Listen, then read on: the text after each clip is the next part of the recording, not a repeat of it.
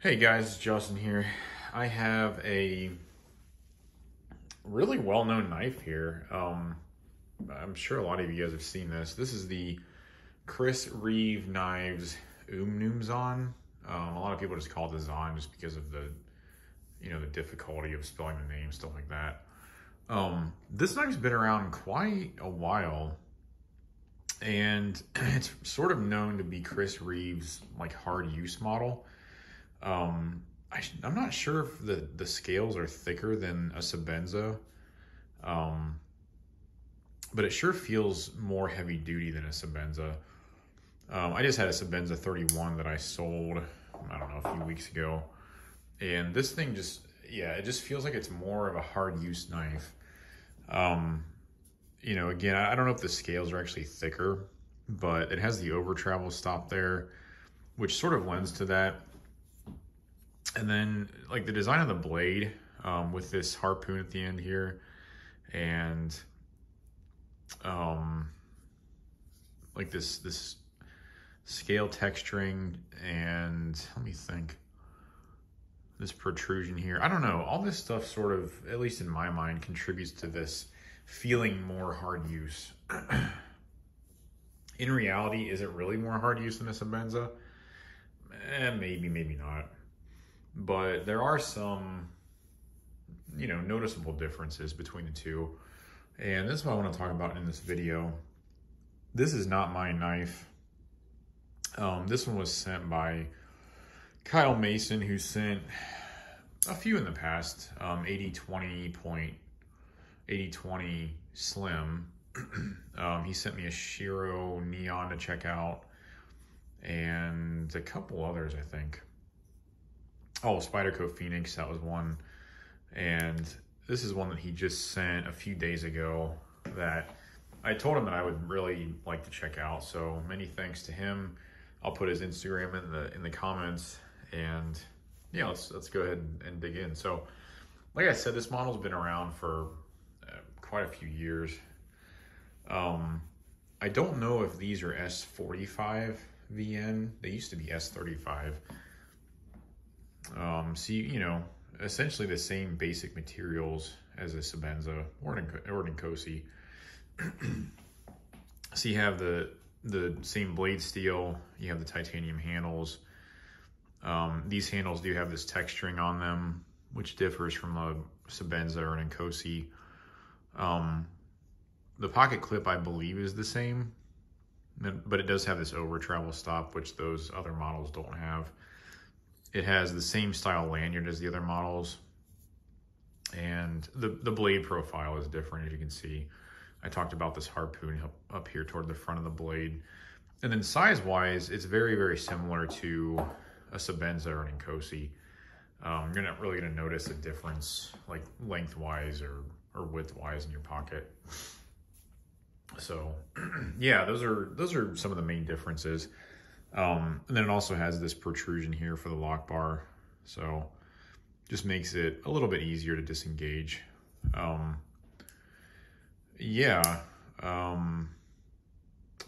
probably looking at this and wondering too about these little black discs, I guess, not discs, O-rings.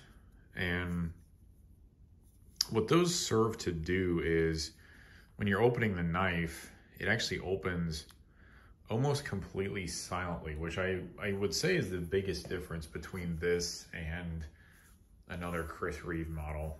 I'm not sure exactly why they're there, but for as long as I can tell, it's had these little O-rings, which are essentially just rubber O-rings around the stop pins there. And again, the effect they create is when you open this thing, it's essentially silent. So I'm going to open it, and you can't hardly hear it. You can hear the lock bar a little bit, but other than that, you can't really hear it at all. So that's pretty cool. I guess if you're going to use this in like a tactical situation, that would be kind of handy. I know it's beneficial for my wife, because she doesn't really love the the clicking that my knives make when they open. I don't necessarily think that it adds any strength or anything. I guess these are external stop pins, which may lend to the strength. But the O-rings, yeah, they just make it a lot quieter when you deploy this knife, which is pretty cool. I don't really know of a lot of knives that have those. I think the Ariel had them. I think the TRM, one of their models has O-rings. But I don't know. I don't think what do I want to say? I don't think they have external stop pins though. So yeah, that's pretty cool. I like that. It's definitely a different feel. So when you open this, it's harder to open too than a Sebenza, in my opinion. Maybe the detent on this one's just strong, but when you open it, it's just very different.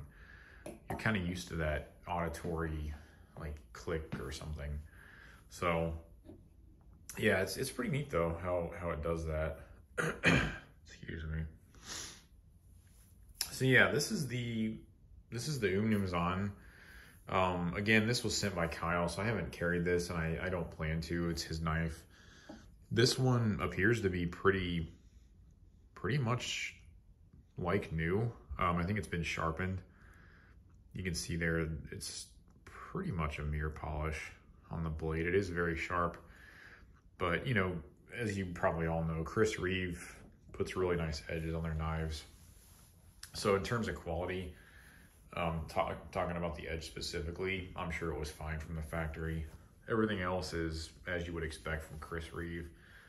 Really tight tolerances, solid mock-up. Yeah, there's no blade play at all. It just feels really nice in hand. You have the nice chamfering here on the edges, so it is comfortable in the hand. There's this nice jimping up here, which is somewhat rounded, so it doesn't dig into your thumb. Yeah, you know, if you've handled a Sebenza or an Inkosi in the past, this will feel very similar to those. So I think the biggest complaint I have is the difficulty of opening this knife. So typically when I open knives, I'll grab both sides of the blade because it sort of helps to guide it out, at least in my opinion. I do it with Spydercos, pretty much anything, unless I can sort of flick it with my thumb. But this one, I can't really open it with one hand or one thumb, I guess. Like if I push really hard, yeah, I can't really open that. And I don't know if the detent's just really strong on this one, but to get it open with one hand, I have to use my middle finger and my thumb, and even then it's still a little bit of a struggle. So yeah, I don't necessarily fault that I don't necessarily apply fault to the Umnumzaan or you know, place blame there. It could just be, again, the detent, but just, I guess, with the way that these pins are designed, it's also more difficult, in my opinion, to open it with one finger or thumb because they're so close to the body. I think they're actually contacting it. It's harder to get your thumb in there and get some leverage. So is that a disadvantage compared to the other models? I don't know, maybe. I couldn't really say for sure unless I handled more of these, because you know, if you soften the detent up, it may be fine. I don't know, but this one in particular is just difficult to open. Otherwise, it's a great knife. You know, do I see the advantage over a Sebenza or an Inkosi? Not really, unless you like the stop pin. The quiet opening is pretty cool, but you know, it wouldn't make me buy this over one of their other models. And that kind of brings me to the next thing. The Sebenzas are a lot easier to get than the Umnumzaans. These are very, very hard to get right now. It's just a very in-demand model. So that's kind of what I was getting at when I was saying, would I get one of these over a Sebenza? My opinion is no, I wouldn't. I've had, you know, like I said, I've had a few Sebenzas. I had an Impinda, which is a little bit different because it's a slip joint. And yeah, I wouldn't go on the secondary and pick one of these up, and I wouldn't wait to get one, you know, in a drop at some point in time. And I would just go with a Sebenza, because I think unless you're really, you know, again, unless you're really wanting the stop here or the quiet opening feature, or if you just really like the look of this, maybe it's worth it to you. And you can find these on the secondary. I just tend to be, with certain knives, I just like to get them straight from the source, brand new. But that's just kind of a subjective, I don't know, mental thing for me. Maybe it's not for you. But yeah, if you really like the way this thing looks, if you want the stop here, if you want the external stop pins with the O-rings, you know, feel free, and you're definitely not going to be disappointed with this knife. But if you're like me with certain things and you want something brand new, I wouldn't wait to get one of these. I would just get a Sebenza. And I think in my mind, that's sort of the bigger thing with Chris Reeve is their knives, and maybe this is just me, but their knives all sort of run together for me. Like you have the Inkosi, you have the Sebenzas, you have like small Sebenzas, of course. You have the Umnumzaan, and between all those models, it's just, they sort of all like overlap and run together, which, you know, it can get kind of confusing. But I guess in a way it's not a bad thing, because that means that Chris Reeve hasn't really changed, you know, too many things too drastically over the years. Their knives are more of an evolution than a revolution, and even across different models. Like this is more, I don't know which came first, I'm assuming a Sebenza, but this will be more of an evolution of the Sebenza than anything else. I mean, it essentially is a Sebenza, it just has milling, the O-rings, and a little bit different design. So, and these are just my thoughts, so I think I'm kind of rambling here, but anyway, if you like this model, if you like the way it looks, definitely pick it up. It's Chris Reeve, you're not gonna be disappointed.